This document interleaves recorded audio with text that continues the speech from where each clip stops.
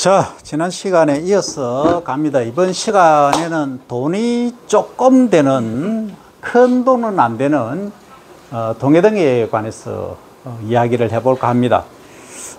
우리가 곤충을, 지금 곤충 산업이 한 3천억 규모가 됩니다.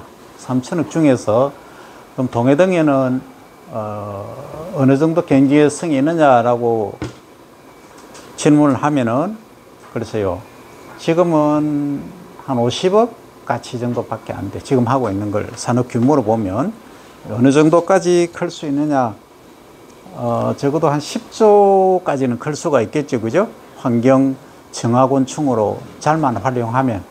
근데 이제 단점이 있다 했죠. 이 단점이 냄새가 많이 나다 보니까 시설이 완벽히 갖춰지지 않으면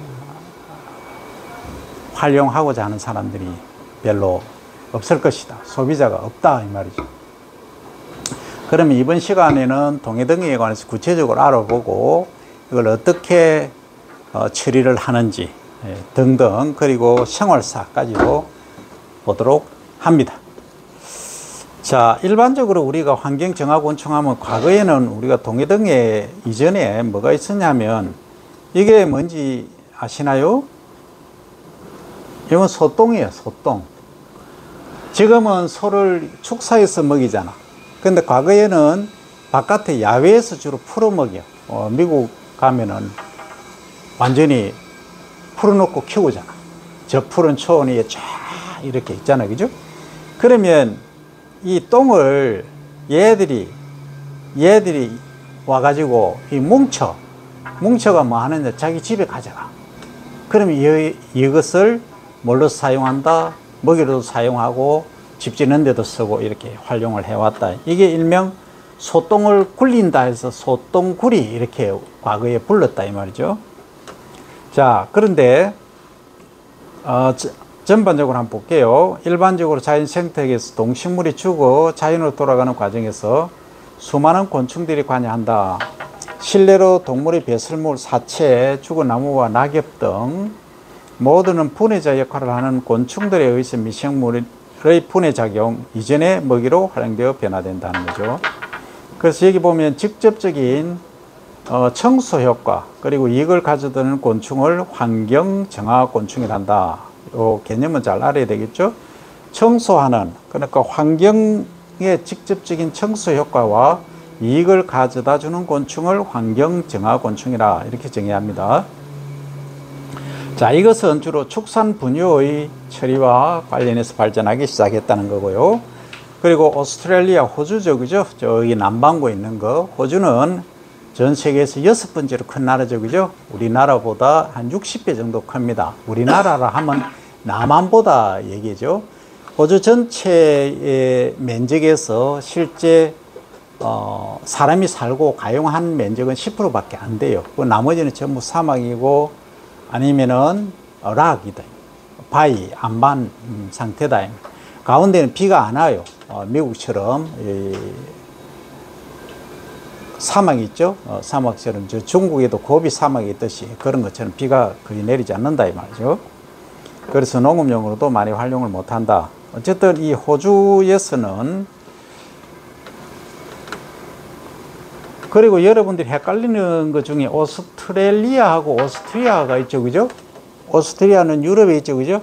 수도는, 오스트리아는 빈이죠. 오스트레일리아는 수도는 어디에? 여러분들 시드니로 알고 있지.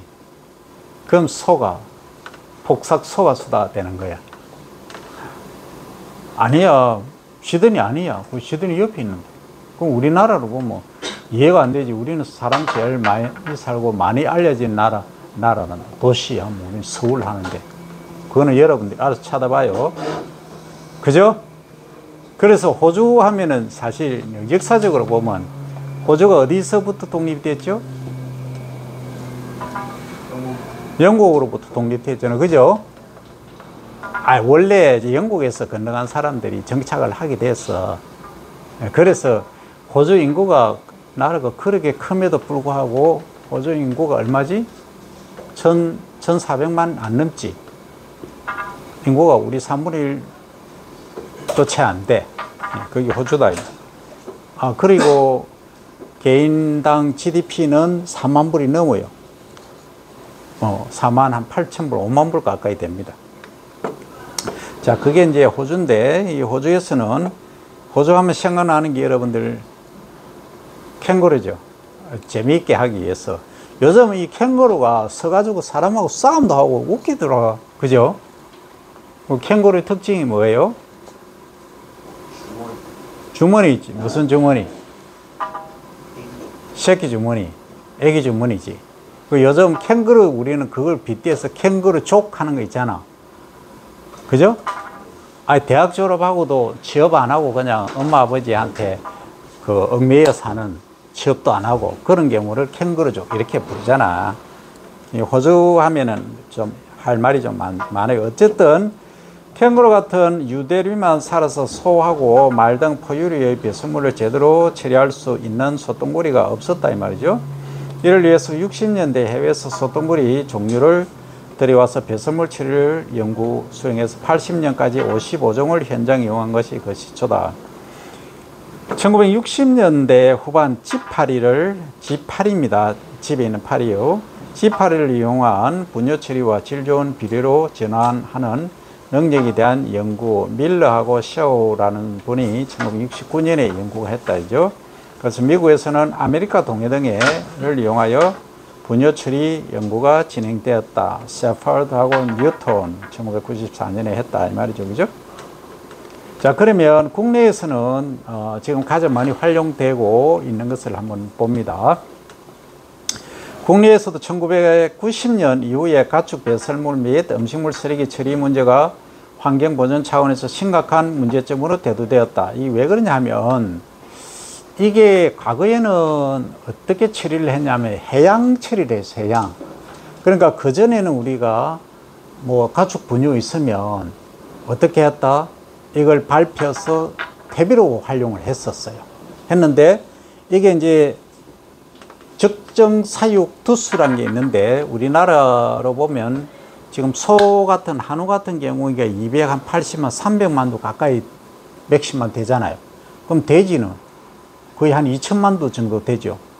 닭은 1억 5천만 수라 그래요. 닭은 이런 식으로 우리가 포용할 수 있는 일반적으로 동물 복지를 생각해서 사육할 수 있는 범위를 캐파를 벗어난 거예요. 그럼 벗어나다 보니까 어때요? 이게 과잉이 되는 거예요. 일명 똥오줌이 과잉이 돼. 그럼 이걸 어떻게 처리할 거냐? 그래서 이제 가축 분뇨 시설이란 걸 만들게 됐어. 그걸 이제 만들다 보니까 분은 분대로, 그 다음에 오줌은 오줌대로 따로 분리해서 오줌은 어디 농경지 버리고 분은 따로 모아서 유기질 비료로 만들고 이렇게 하고 있습니다. 그거 시설 하나 하려고 하면 기본이 30억, 40억 정도 들어요. 그 정도 처리 시설이 돼야 제대로 처리가 된다. 어쨌든 그렇게도 지금 하고 있지만 사실은 이게 과잉된다. 그러면 왜 이걸 하게 되냐를 보면 이제 지나치게 사육을 많이 하다 보니까 문제가 된다. 그래서 과거에는 이제 바다에 갖다 버리면은 아무도 얘기를 안 했어. 근데 이제 지금 어떤 법이 발효가 되냐면 이게 소위 이제 농산물, 농업의 농축산물에서 나오는 것들 해양 투기하는 것 법이 금지가 되는 법이 마련됐어요. 그러면 국제적으로 못하게 돼 있어. 그럼 버리면 문제가 된다. 그래서 그 처리를 하기 위해서 이런 것들이 더 가축 분뇨 자원화 시스템이라고 말합니다. 이것이 이제 더 발달되게 된 계기가 됐죠. 그러면 우리가 생각해 볼 수 있는 게 그러면 가축 분뇨 공동 자원화 센터 이 시설물들을 활용하면 좋는데 여기에 가져가려고 하는 것은 축산 분뇨라 벌크로 아주 대량으로 간다 이거지. 그러면 가축 분뇨가 아닌 음식물 찌꺼기 같은 거는 어떻게 처리할 거냐 하는 얘기가 대두된 거죠. 특히 이제 식당 같은 데서 많이 나오죠. 그래서 이제 이렇게 해보니까 뭐가 나오더라? 이 동해등이라는 애가 나오는데 우리나라에서는 일반 동해등이라고 하는 거예요. 그러니까 미국에서는 아메리카를 붙이게 되겠죠. 그죠? 아메리카 동해등가 커요. 우리 거보다. 이런 것들을 활용했는데 자, 잘 보면 시설 내 축산 폐기물과 10조 원에 달하는 음식물 쓰레기 효율적인 처리 방법의 개발 필요성이 대두된다. 10조 원 규모라고. 10조 원입니다. 2000년대 초반에는 지파리 이용 연구를 시도하였고 2000년대 중반에는 음식물 폐기물 처리를 위한 아메리카 동해 등의 이용 연구가 본격적으로 진행되는데요. 자, 여기 보시면 유기성 폐기물이죠, 그죠? 가축이 배설하는 배설물, 그리고 음식물 찌꺼기 있죠. 이런 것들을 어디다, 이 통에다가 예를 들어서 이제 케이지라고 가정하면 여기에 이제 투입을 한다 이 말이죠. 그러면 여기에 이제 투입을 하면 이걸 어떻게 처리를 할 거냐? 가장 쉽게 얘기하면 이 동해덩이를 푸는 거죠. 가장 많이 분해하도록 하려고 하면 여기다가 넓게, 이거 깊이를 얕게 하면은 빨리 분해가 됩니다. 그러면 이 개체수 1제곱미터당 예를 들어서 마리수를 1000마리, 1500마리 대량으로 이렇게 많이 늘리고 깊이를 한 10cm 정도로 얕게 하면은 한 2, 3일 만에 한 90% 이상 처리를 해버립니다. 그런데 말입니다. 그럼 면적이 많이 필요하잖아. 얕게 하면. 그래서 이제 그 높이에 관한 거, 높이를 몇 cm로 하느냐, 몇 마리 유충을 몇 년대 것을 투입하느냐, 이런 것들이 이제 연구가 된 거죠. 그럼 가장 기본적으로 미국에서 나온 처리 시스템을 보면요, 요렇게 이제 상자가 있다, 그죠? 상자가 있고, 여기 보면 요 한번 보세요. 요건 뭡니까? 컨베이어로 요렇게 이제 달고 가는 거죠. 이 컨베이어 시스템이 운반한다 이거죠. 그럼 여기는 여기 펌프가 있고요, 파이프가 있다. 그럼 여기 들어오면 여기들 전용 단계라고 합니다. 그리고 여기도 이제 이쪽에 펌프가 있고 여기 파이프 라인을 깔아서 요는 양쪽에 커튼이 있죠, 그죠? 예. 그러면 어떻게 가느냐 하면 요 컨베이어를 따라서 요 이렇게 움직이게 되는 거죠. 요 음식물 찌꺼기를 다이렉트로 하는 방법도 있고 요 이렇게 투입하면서, 자, 그러면 내가 투입하고자 하는 게 뭡니까 지금? 동해덩이죠, 그죠? 예, 아메리카 동해덩이를 투입한다. 투입하는 방법은 이 하단부 여기서 투입하는 방법이 있고 여기 파이프에서 여기서 홈을 내서 구멍을 통해서 투입하는 방법이 있고 여기 뚜껑을 열고 전면적으로 투입할 수도 있다. 투입하는 방법은 다양하게 할 수 있다. 단 여기에 이제 이런 게 있겠죠. 얘들이 숨을 쉬어야 된다. 호흡을 해야 되기 때문에 산소를 공급해야 된다. 뭘로 통해서? 이런 파이프라인을 통해서. 그리고 만약에 여기서 가스나 냄새가 난다 하면 뚜껑을 닫고 한쪽으로 유도를 해야 된다. 그럼 냄새가 덜 나겠죠, 그죠? 그렇게 하는 방법들이다. 기본적으로 이런 설계. 근데 말입니다, 이런 게 있어요. 아파트 가면은 음식물 찌꺼기, 예를 들어서 자기 동호수 누르고 비밀번호 딱 누르면은 음식물 쓰레기를 딱 뚜껑 열고 투입하면은, 자, 몇 그램이 몇 호씩, 몇 동 몇 호 몇 그램이 투입되었습니다. 이렇게 나와. 그러면 그 사용량만큼 비용을 더 내야 돼요. 사용료를. 그 처리비죠. 그래서 이제 뚜껑을 닫고 나면 자기 과정에서 얼마만큼 사용을 했다는 게 나옵니다. 그런데 말입니다, 이걸 청소차, 이 처리차에 싣고 움직이면 냄새가 날 거야, 안 날 거야? 냄새가, 악취가 많이 난다, 이 말이에요. 그러면 여러분들이 지금 머릿속에 그려야 될 거는 뭐냐 하면 그 안에 있는데, 예를 들어서 그걸 이제 음식물 찌꺼기 일주일에 한 번씩 수거해 간다라고 가정하면 그 사이에 뭐 동해덩이를 집어넣어 보는 거예요, 안에. 이해됩니까? 그런 시스템을 만든다는 거지. 그러면 이 동해덩이가 처리를 계속 하잖아. 그죠?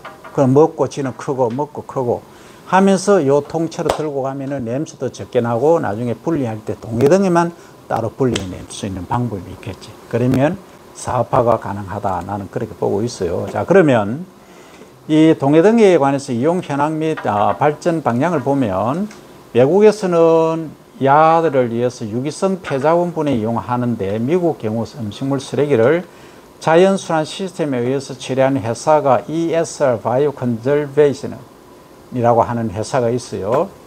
이 회사가 있고 몇몇 대학에서는 연구를 진행하고 있고요. 또한 이제 베트남하고 호주는 우리나라에서 과일, 채소 같은 음식물 쓰레기를 처리하기 위해서 친환경 분해 용기를 개발해 활용하기도 하고 있다. 국내에서도 최근 환경 보전 차원에서 심각한 문제점으로 떠오르고 있는 음식물 쓰레기를 친환경적으로 처리할 수 있는 환경정화원 중에 동해등해를 실내에서 대량 증식시킬 수 있는 기술을 개발해서 2011년, 지금부터 10여 년 전에 국가과학기술 우수성과 100선에 선정되기도 했다. 그래서 농촌진흥청에서는 2013년까지 새기술 시범사업을 전국 11개 시군 지자체를 통해 동해등해 사육기술 및 장치를 보급하여 음식물 쓰레기 처리와 번데기를 양계가 뭐죠? 닭 사육하는 거예요. 닭. 양계 사료로 활용하고 있다.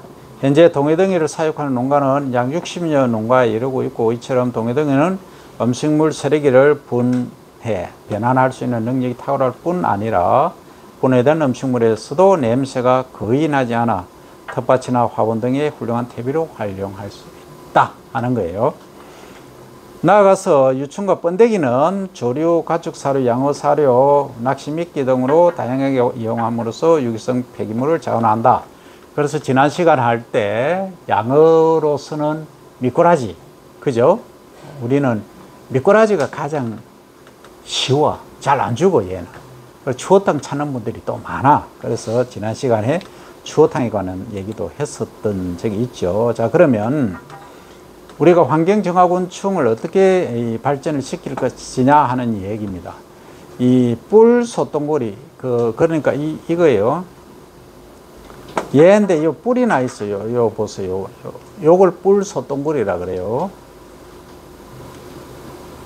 자, 뿔 소똥구리하고 집에 있는 지파리입니다. 그리고 아메리카 동해등에 여기까지 환경정화 용 곤충들이 연구되었으니 이들 중 아메리카 동해등해가 발전 가능성이 가장 클 것으로 판단됐다. 그래서 이렇게 현장 적용 보건 모델이 개발되어 적용 사업이 수행 중이나 음식 폐기물 분해 등은 어느 소관이다? 환경부 소관 사업으로 음식물 처리 적용 및 자원화, 사례화를 환경부와 협의를 해서 이루어내고 있다. 지난 시간에 얘기했죠. 두 개 부처가 공동을 하라 하면 잘 안 해. 공동 책임은 무책임이다. 그래서 한쪽에 몰아서 책임을 줘야 돼. 차기 정권이 들어서면 이런 문제도 반드시 협의하라 하면 절대 안 풀려요. 한 사람한테 책임을 딱 맡겨놔야 돼.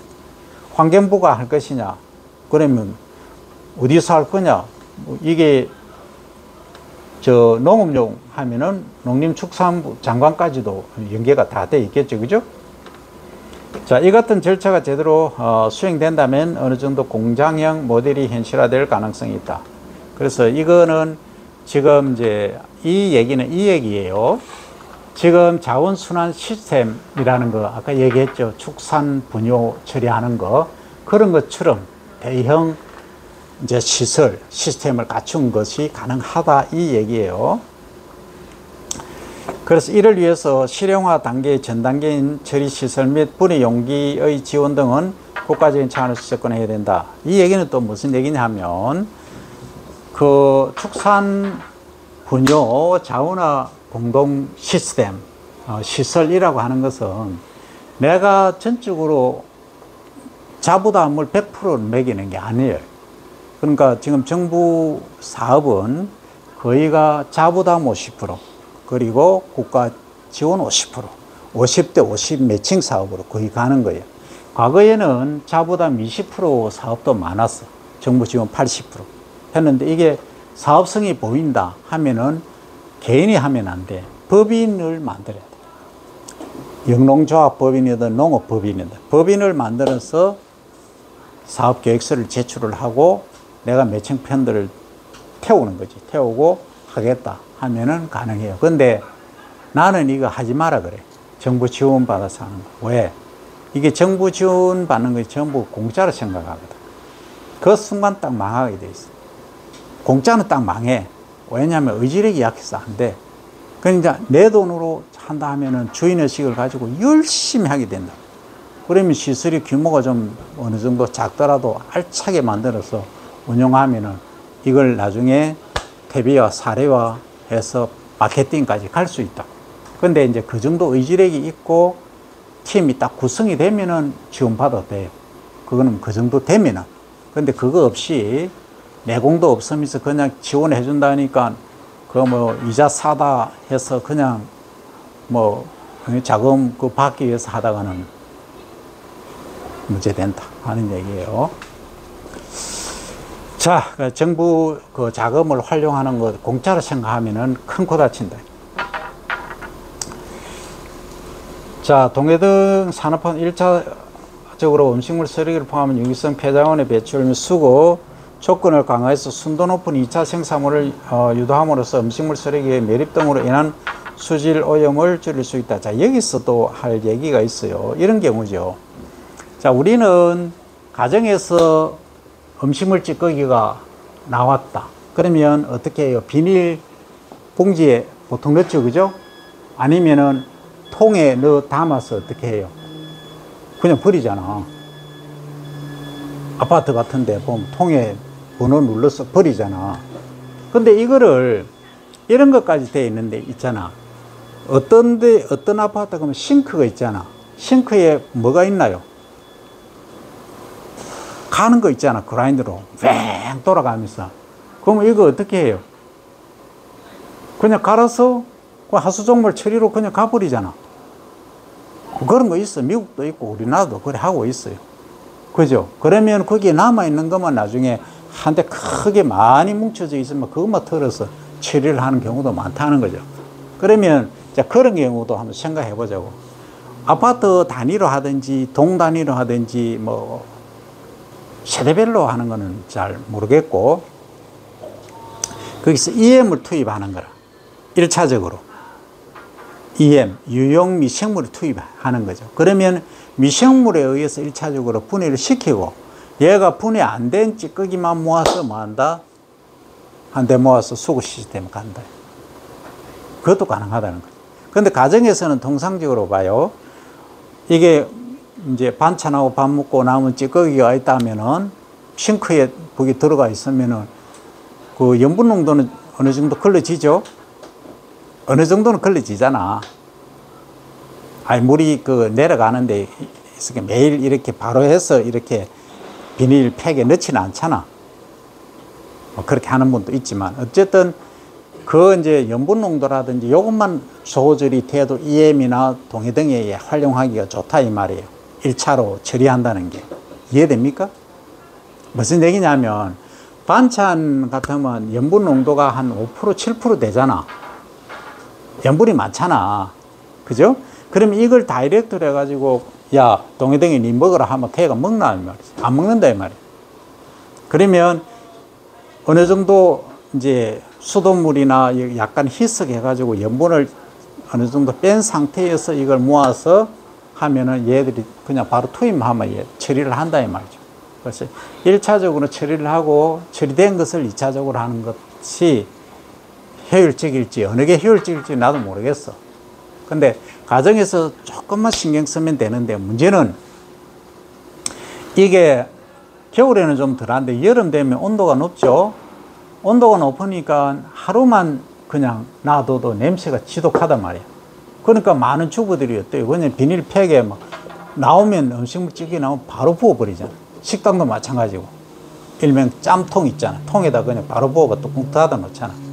막 거기서 이게 미생물이나 동해등에 이런 데에 의해서 분해가, 먹어서 분해가 돼야 되는데 그게 아니고 썩어버려. 막 냄새가 지독하게 나는 그런 경우가 있단 말이에요. 그래서 그런 경우들을 방지하기 위해서 1차적으로 처리하는 1차 처리 시스템이 중요하다 이 얘기입니다. 그 다음 2차적으로 동해등의 유충은 동물의 사료나 식약용으로 활용이 가능하며, 분해 산물은 양질의 퇴비로 작물에 적용해 부가가치를 창출할 수 있는 6차 산업의 모델이 될 수 있다. 특히 현재 전량 외국으로부터 수입에 의존하고 있는 가축 배합사료 원료 중 단백질 원으로 수입되는 것은 어분과 혈장 단백입니다. 주로 어분하고 혈장 단백입니다. 혈장 단백이 뭐죠?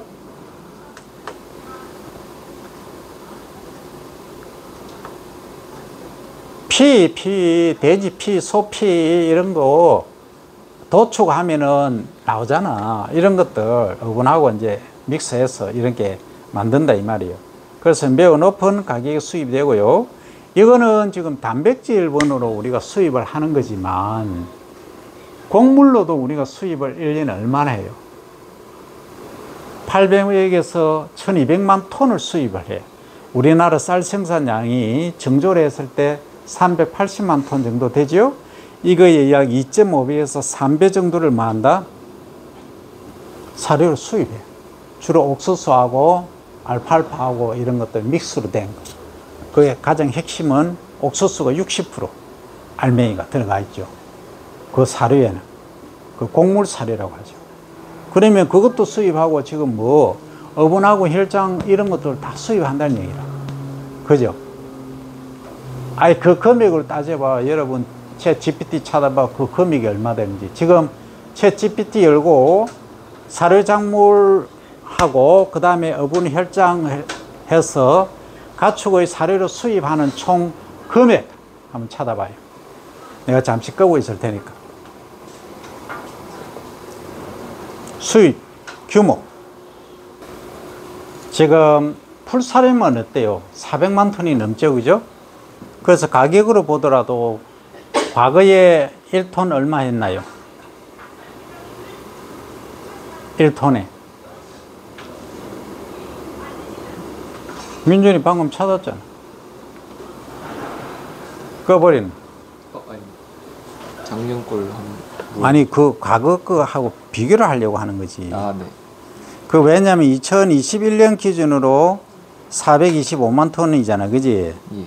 그러면 그 금액 봐봐. 여기 보면 2005년에는 184달러 하던 게 2007년에는 243달러. 지금은 300달러 넘겠죠. 아, 이렇게 뭐 인플레가 되는 거라. 1톤에 300달러면 얼마예요? 360만 원. 300달러면은 36만 원이죠. 그죠? 1톤에. 그렇잖아. 그러면 지금 한번 계산해 볼까? 그러면 1000만 톤 수입한다 하면 1000만 톤. 그러면은 자, 1000만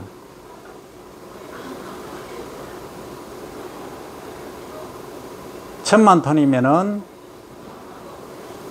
30만 원 하면 동그라미 몇 개야? 1000만, 억, 10억, 100억, 1000억, 조, 10조네, 10조. 그럼 30조. 그죠? 사료로 수입하는 게 30조다. 이 정도로 수입 규모가 크다 하는 얘기예요. 그 지금 비료로서도 어분하고 이런 것들은 비료로 많이 나오고 있어요. 저기 전남이지. 전남이가 전부 하여튼 그 호남 쪽에 가면 여기 제법 많이 나와요. 그 다음에 혈장 이런 것들은 우리 이제 도축장 가면 많이 구할 수 있겠죠. 근데 이게 시스템화 돼야 돼. 자, 어쨌든 이렇게 수입을 하고 있다. 그래서 이를 대체할 수 있는 것이 동해등의 사료다. 그래서 음식물 쓰레기 등으로 정식간 동해등의 유충을 건조해서 사료로 이용하여 내수를 충족시킬 수 있을 것이다. 나아가 양질의 생체 사료 대량 생산이 가능할 경우 해외 수출에서 외화 획득이 가능할 뿐 아니라 겨울철 낚시 미끼의 분기 현상이 일어나는 문제도 동해등의 애벌레로 해결 가능하다. 따라서 동해등의 산업화는 현재 상호 일시적 해소 차원이 아니고 21세기 국가 경쟁력 확보 환경 보존 차원에서 범국가적, 범기업적, 범사회적으로 추진되어야 할 중대한 과제다. 다만 현재 동해등이를 이용한 친환경 분해 시스템은 아직 초기 단계로서 실용화를 위해서는 앞으로 적응성 검토를 위한 면밀한 연구 개발이 필요하다. 아울러 기존 음식물 쓰레기 처리 시설과 연계하여 저비용 고효율의 처리 기술을 개발함으로써 원청 농가의 부가가치를 창출할 수 있는 계기가 될 것으로 전망을 하고 있는데요. 자, 일단은 다 갑니다. 다 공부를 하고 나중에 설명할게요. 돈 버는 법에 관해서는.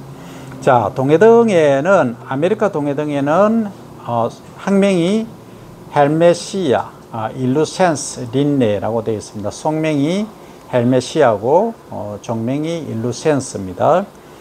생태적 특징은 얘가 분류를 하면 파리목입니다. 딥테라고, 딥테라. 동해등에 깝니다. 스트레티오마이데랍니다. 스트레오티오마이데. 영어 명칭은 블랙 솔디어 플라이. 솔디어가 뭐죠? 병사죠, 그죠? 검은 병사 파리죠. 우리말로 직설적으로 하면. 이 병사는 뭐 싸움하는 병사란 얘기죠, 그죠? 자, 주요 특징을 보면 발생은 1년에 몇 세대? 약 10세대까지 발생을 한다. 그 라이프 사이클이 한 달 정도밖에 안 된다 이 소리죠. 월동은 노숙, 유충 또는 번데기 상태로 태비나 낙엽성에서 활동을 하고요. 성충이 출현하는 것은 4월 초에서 5월부터 10월 하순까지 성충이 출현합니다. 세대 기간은 한 달 조금 넘죠, 그죠? 35에서 41일. 요것은 27도씨 실내인 경우입니다. 산란 알로는 것은 우화 직후 날개 달고 나오면 교미를 하고 교미 후에 약 4, 5일 정도부터 산란을 시작하고 알은 몇 개? 900개에서 1000개. 누이 알은 몇 개?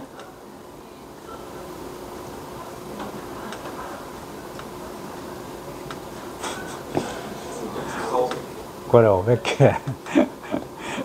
야, 아무 다른 건 있어도 누이 알 정도는 기억을 해야지. 그 예의지. 양자막을 우리가 한 과목을 통째로 했는데 좀 빨리 하긴 했지만 애벌레 기간은 약 2, 3주입니다. 15일에서 22일. 연기는 6령. 6령이라 하면 탈피. 알 포함해서 껍질을 몇 번 벗는다? 6번 벗는다 이 얘기죠. 그래서 3령부터 시작해서 먹이 섭취량이 현저하게 증가한다. 그럼 누에는 몇 년까지 있다? 5년까지 있다. 5년에서 전체 사료 섭취량의 몇 프로? 80%를 섭취를 한다. 가장 쉽게 얘기하면 자기 무게의 그죠? 2배 정도를 하루에 섭취하는 게 뽕 잎을 섭취를 하는 게 누이의 특징이다. 자, 그 다음에 번데기는 6년 후 번데기 전 단계에서 몸색이 하얀 백색입니다. 그죠? 진한 백색이죠. 진한 백색이 짙은 갈색으로 이제 변화되고요. 은폐된 번데기 장소로 이동해 나갑니다. 그래서 일정한 방향으로 나아가는 특성을 가지고 있고요. 성충은 일반 파리류와 달리 인간에게 해를 주지 않고요. 그냥 파리는 어때요? 옛날에 이제 퍼셋의 화장실에서 병원기를 옮기고 하여튼 많이 그런 게 있었죠. 밥 먹는데 날아오기도 하고 그죠? 질병을 옮기기도 했는데 얘는 그거하고는 다르다 이죠. 그래서 이제 성충 구기가 특이하게 섭취 후 역류시키지 않으므로 병마개가 별도로 없다. 요거는 이제 앞에 요 시스템을 말한 거예요. 요 시스템에서.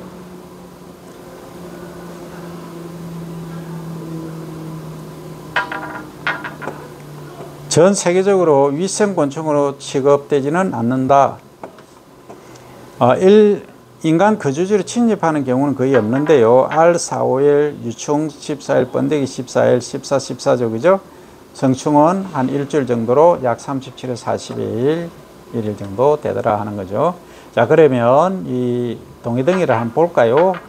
여기에 잎에 이제 앉아가 있는 건 이건 성충이죠. 그죠? 날개가 달려있는 요 컬러는 어때요? 약간 흰색, 회색 정도의 컬러를 띠고 있다. 그죠? 그럼 알에서 4, 5일 정도 걸린다 했죠. 그죠? 그리고 유충기간은 기어다니는 걸 유충이라 하죠. 요 기간은 2주, 그리고 번데기 2주라 했죠. 그죠? 그러면 요 기간을 거쳐서 요 성충이 된다. 요 결매하는 장면이겠죠. 그죠? 요렇게 생활사가 진행이 된다 하는 게 동해등에더라. 근데 우리 필드 바깥에 나가보면 분포 서식은 물이나 썩은 유기물질, 야채 등에도 있고요. 또 어디 있느냐면은 보리나 밀을 재배하고 나면은 5월달, 6월달 이게 타작, 그러니까 수확하고 나면, 탈곡하고 나면 이 보리집, 밀집 밑에 많이 있다는 거죠. 농약 안 친 경우입니다. 먹이는 이게 잡식성인데 육식도 하고요. 초식성인 경우도 있고 그렇다 이 말이죠. 그래서 아메리카 동해 등의 서식지 생태 특성이 요거는 축사입니다. 그죠? 축사, 퇴비사, 그리고 가운데는 생활 쓰레기장이고요. 오른쪽은 음식물 쓰레기장, 이런 곳들에 주로 서식을 한다 하는 얘기죠. 자, 요걸 잘 봐야 됩니다. 그러면 동해등이를 과연 어떻게 활용할 것인가, 돈을 벌 것인가. 원래 식성이라고 하는 것은 얘는 다양한 유기성 폐기물, 음식물 쓰레기, 부패한 과일이나 야채, 식품 가공물의 남은 잔여물 및 배출, 가축 배설물 등을 먹는다. 애벌레의 강력한 습식, 먹는 힘이죠. 및 소화 능력을 보유하고 있다. 한 마리가 애벌레가 2~3g을 분해를 시킨다, 먹는다 이 말이죠. 하루에.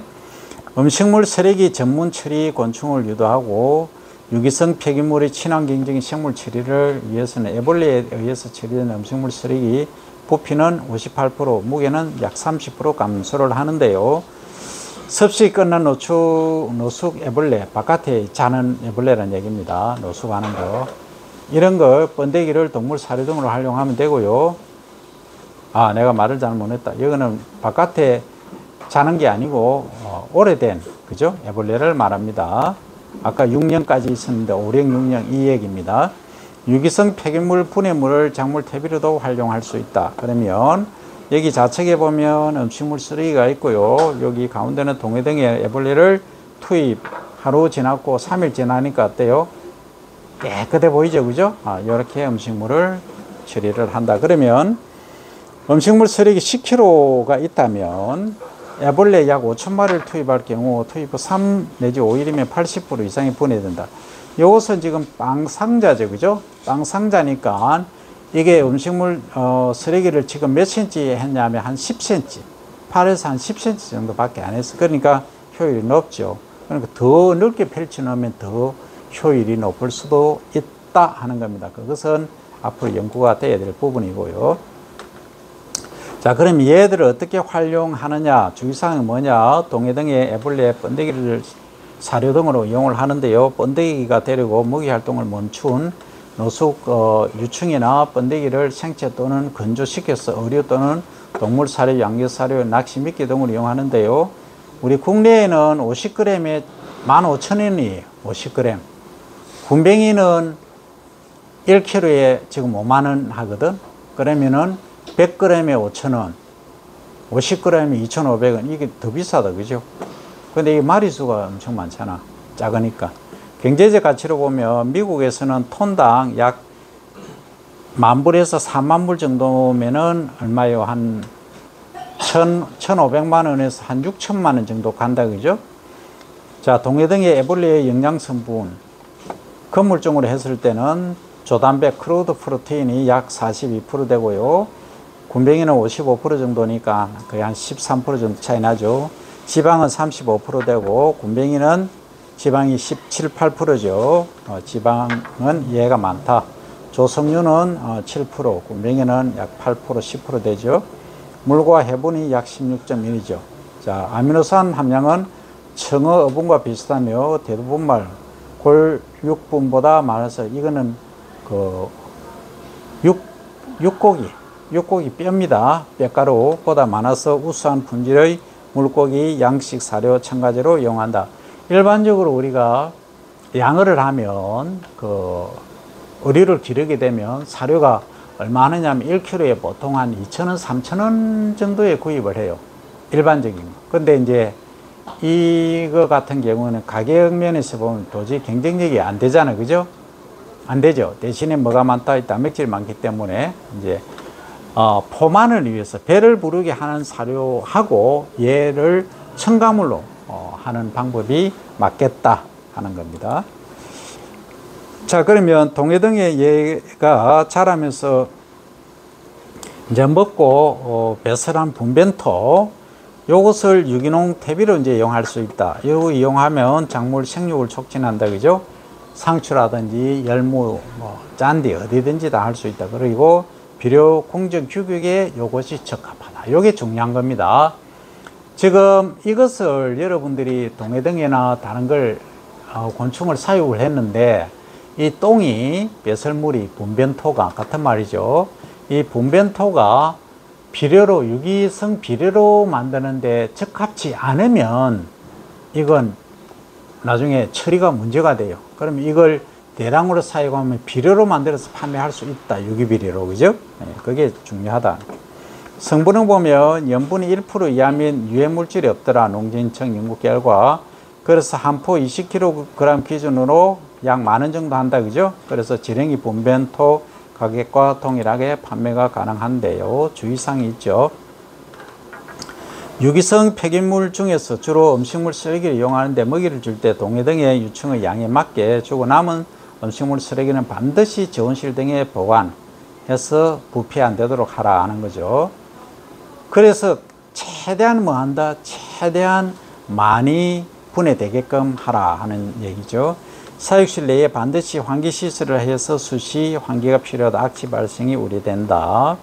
그리고 교미하고 산란장은 출입문에 망을 설치해서 성충이 밖으로 탈출되지 않도록 관리를 하고요. 사육실 및 교미실의 온도는 27에서 30도씨 유지하고 습도는 60% 정도 유지를 한다.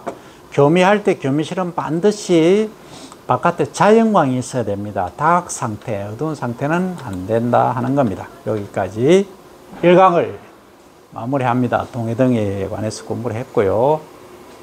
질문, 건의사항.